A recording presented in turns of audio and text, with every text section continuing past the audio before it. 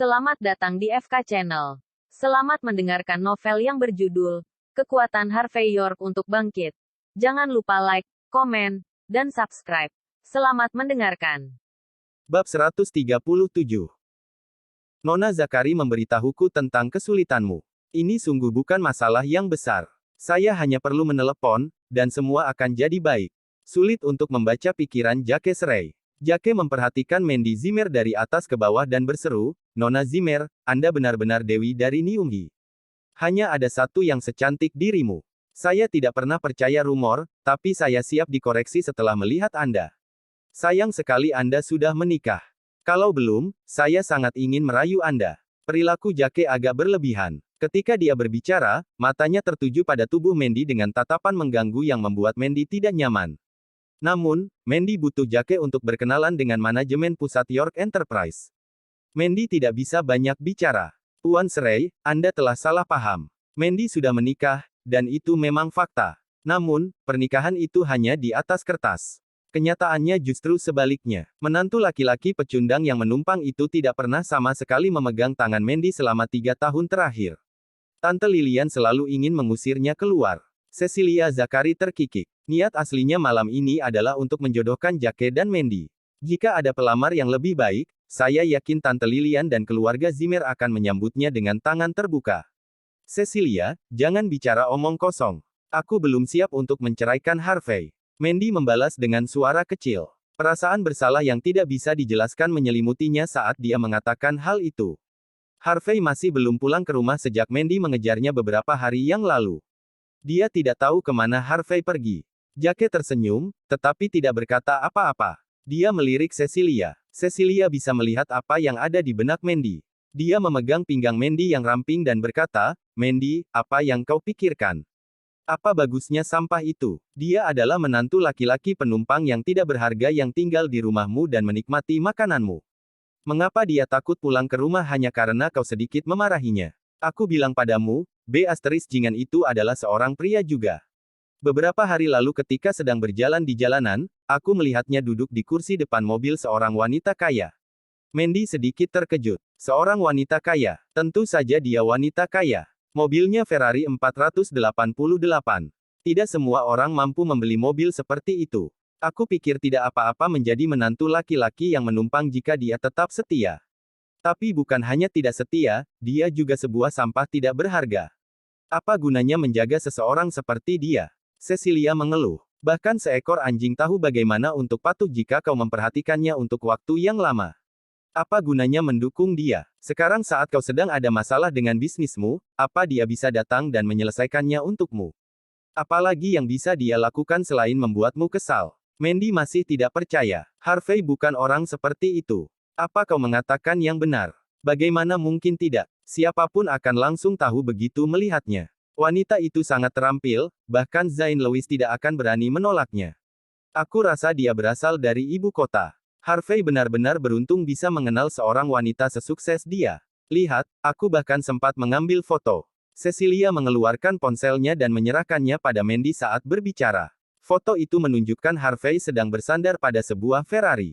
Gambaran Ivone Xavier terlihat berdiri tidak jauh di depan Harvey. "Kau lihat ini. Apa kau pikir pria itu akan selalu jujur jika dia tidak punya uang? Mereka hanya belum menemukan peluang emas mereka. Mereka berubah menjadi penipu saat mereka mendapatkan kesempatannya."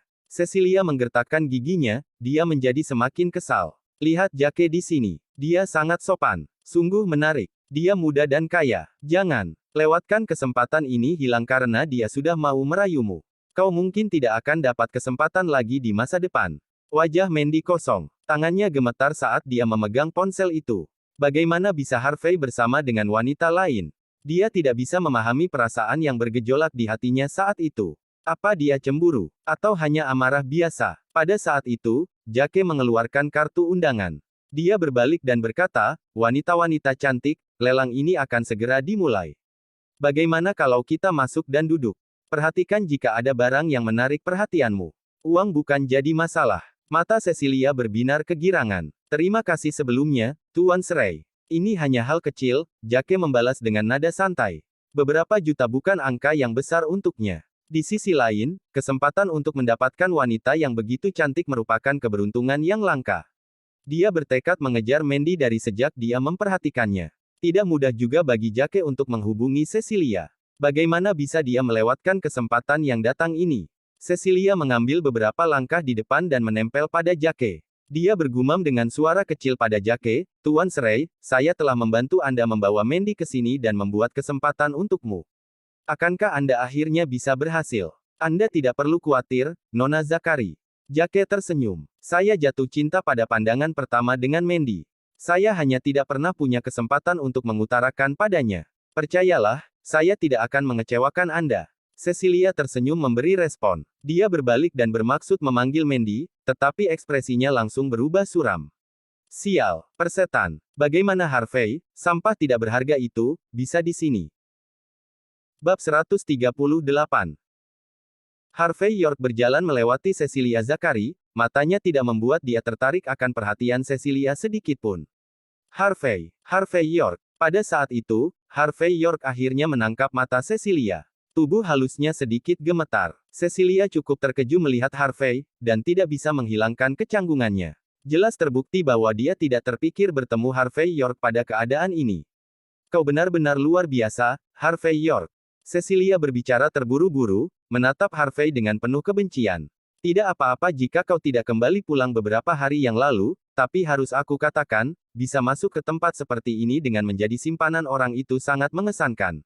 Memanggilmu dengan julukan Raja Pria Simpanan hanyalah pernyataan yang meremehkan saat ini." Harvey York menjawab pelan, "Kau telah bertemu Yvonne Xavier sebelumnya, dia teman sekelasku." Mandy tahu itu. Teman sekelas. Cecilia Zakari mendengus dingin. "Jika kau hanya teman sekelas, lalu kenapa kau duduk di kursi depan penumpang? Katakan padaku, bagaimana kau bisa merangkak ke sini? Tidak mungkin hanya teman sekelas mau memberikan undangan padamu, kan? Apa kau tahu tempat apa ini, Harvey York? Dasar sampah tidak berharga. Kau pikir kau bisa datang ke sini mau tidak mau bahkan jika kau punya uang untuk." Amarah Harvey York terpicu. Dia mendidih, "Ini antara aku dan Mandy. Bisakah kau tutup mulutmu?" Setelah selesai berbicara, Harvey mengalihkan perhatiannya pada Mandy Zimmer. Mandy Zimmer berjalan ke arahnya, merasa agak malu.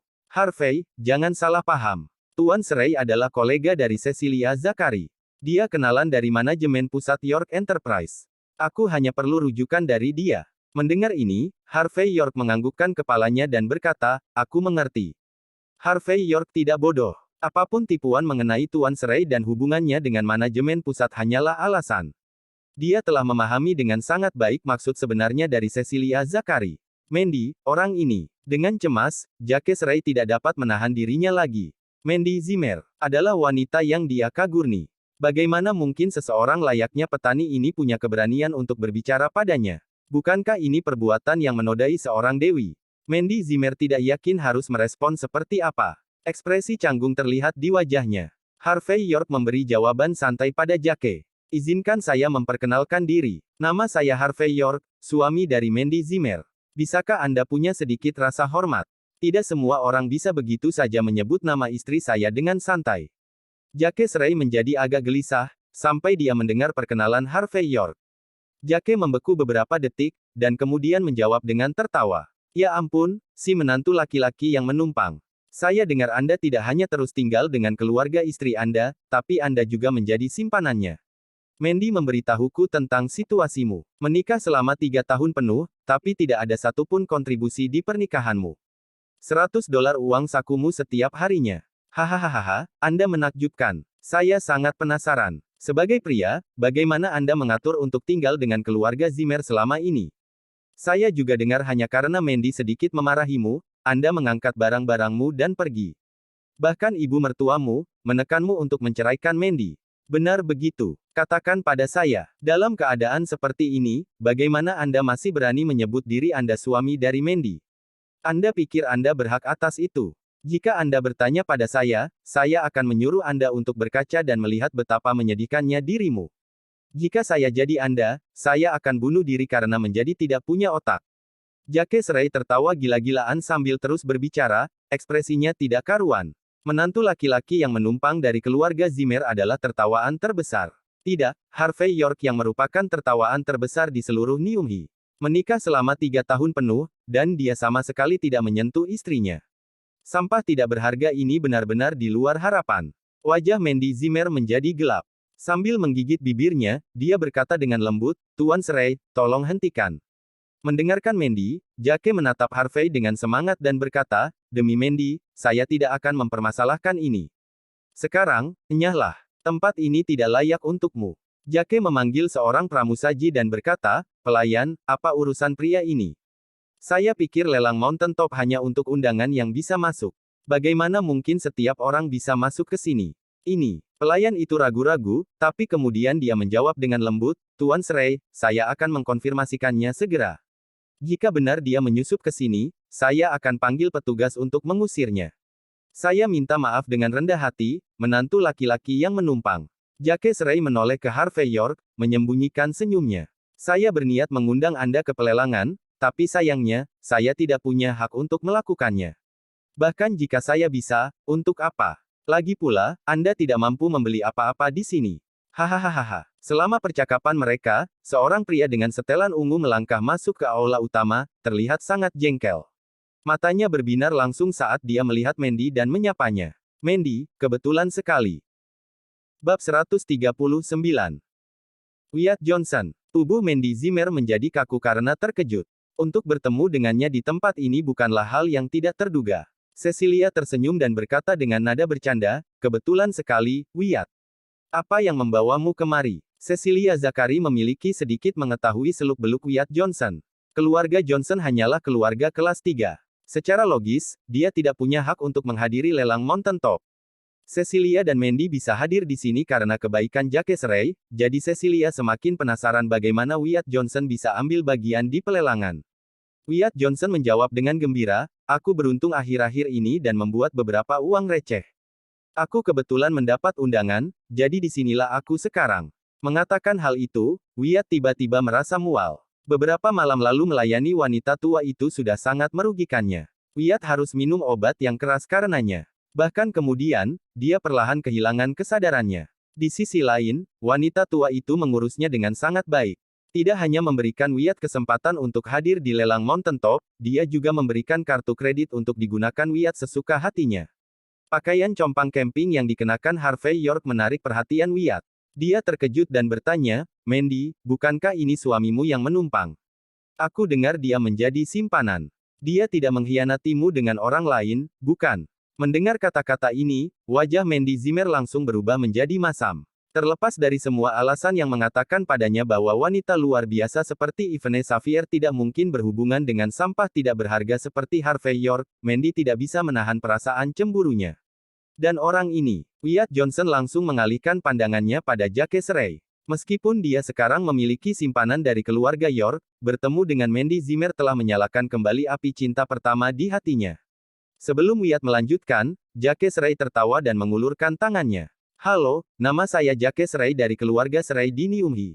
Saya berteman dengan Mandy." Wyatt langsung menyadari bahwa pria di depannya ini juga berusaha mengejar Mandy. Matanya berbinar dan terkekeh. "Saya mengerti. Maaf untuk apa yang akan saya katakan, Tuan Serai. Mandy adalah wanita yang luar biasa, tapi orang-orang yang dia temui tidak. Anda harus menghargainya dengan penuh kasih sayang." "Hehehe, saya pasti akan melakukannya kalau diberi kesempatan." Jake Serai tidak membenarkan atau menyangkalnya, tapi dia berbalik untuk melihat Harvey York dengan ekspresi sombong. "Kau lihat, semua orang berpikir Mandy dan aku sangat cocok. Lagi pula, siapa yang peduli dengan menantu laki-laki menumpang sepertimu? Aku memiliki harapan yang tinggi untukmu." Wyatt Johnson tersenyum. "Jangan lupa untuk mengundangku ke pernikahan ketika kalian berdua akhirnya menikah." Jejak kemarahan melintas di mata Wyatt saat dia berbicara. Dia sangat membenci Harvey York. Jika diberi kesempatan, dia tidak akan ragu merebut Mandy dari Harvey. Tetapi, wanita simpanannya sangat mengamatinya. Jika Wyatt berani untuk mengambil wanita lain di luar, dia tidak punya rumah untuk pulang. Tetap saja, Wyatt sangat puas selama Harvey York menderita. Inilah mengapa dia sangat bersikeras agar Jake mengejar Mandy. Harvey York berdiri di sana, tidak mampu berkata-kata. Apakah Wyatt Johnson gila? Mengapa dia berbicara untuk Jake Serai? Apa dia pikir Jake itu ayahnya atau semacamnya? Mandy Zimmer angkat bicara, terlihat jelas dia canggung.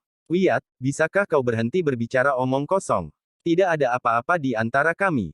Tidak ada. Wyatt tertawa. Oh, Mandy, tolong jangan berpikir pria tanpa uang adalah orang baik.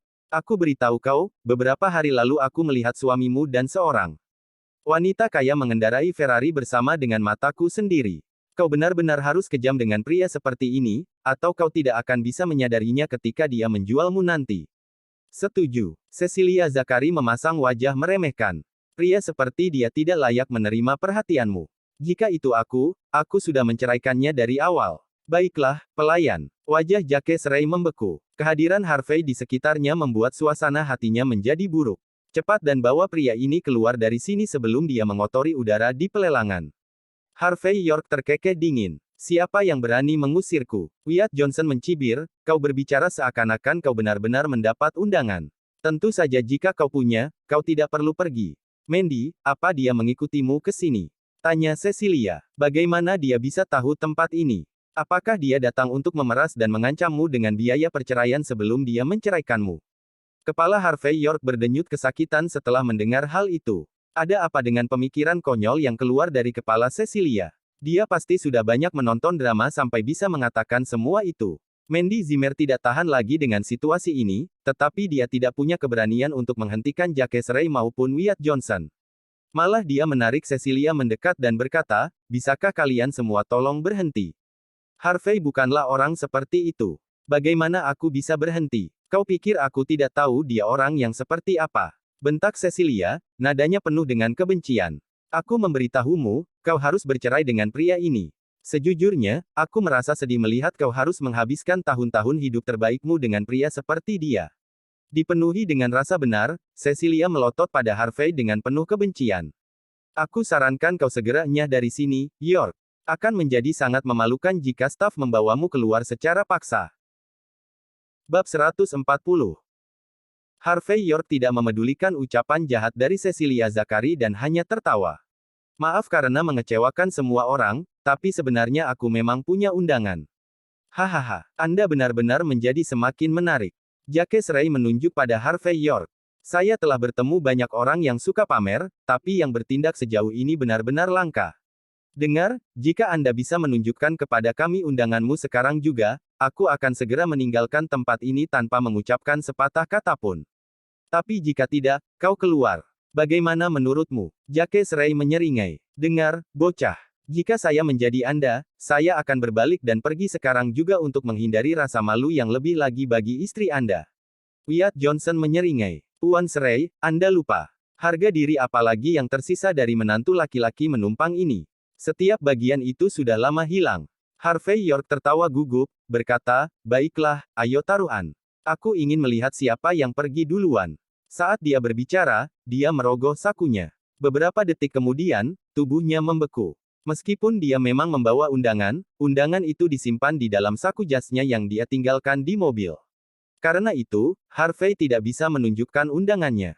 Hahaha. Jake Serai meledak dalam tertawa yang tidak terkendali. Dia tidak pernah melihat seorang gagal yang begitu menyedihkan. Nak, saya sangat mengagumimu. Anda bahkan berhasil untuk menyusup ke sini tanpa undangan. Sekarang, enyahlah. Wyatt Johnson ikut tertawa dingin. Harvey York benar-benar pria simpanan. Bahkan wanita simpanannya pun menolak untuk berbicara. Aku berbeda. Nyonya York tidak hanya mengizinkan aku untuk menghadiri lelang ini sendiri, tapi dia juga memberikanku kartu kredit untuk aku gunakan semauku. Wyatt Johnson merasa sedikit lega memikirkannya. Seorang pelayan yang marah mendatangi Harvey. Tuan, jika Anda tidak punya undangan, lelang Mountaintop dengan hormat meminta Anda untuk pergi. Itulah aturan tempat ini. Tidak menunggu Harvey mengucapkan sepatah kata pun, pelayan memanggil penjaga keamanan untuk membawa Harvey keluar. Harvey, Mandy Zimmer akhirnya bersuara. Jake Serai memotongnya dengan senyuman. Mandy, aku dengar kali ini CEO York Enterprise diundang ke pelelangan. Jika kau ingin mengenalnya, ini kesempatan terbaikmu. Kau tidak boleh melewatkannya. CEO dari York Enterprise. Wyatt Johnson berdiri dengan kagum. Rumor mengatakan bahwa dia adalah pewaris kaya dan juga cukup misterius. Dia tidak akan mau menghadiri kegiatan seperti ini. Mengapa dia ada di sini hari ini? Jake Serai menyeringai. Aku dengar Presiden Bank Umum Niumhi, Dawson Robbins yang mengirim undangan. Mandy, dia dan keluargaku saling berteman. Kita hanya perlu Tuan Robbins memberikan kita kesempatan untuk bertemu CEO York Enterprise. Bukan masalah yang besar. Mandy Zimmer awalnya ingin menghadapi Harvey York mengenai hubungannya dengan Yvonne Xavier setelah mendengar apa yang dikatakan Jake, dia menelan niatnya untuk melakukan itu. Tidak ada jalan lain. Kehidupan keluarga Zimmer bergantung pada investasi York Enterprise.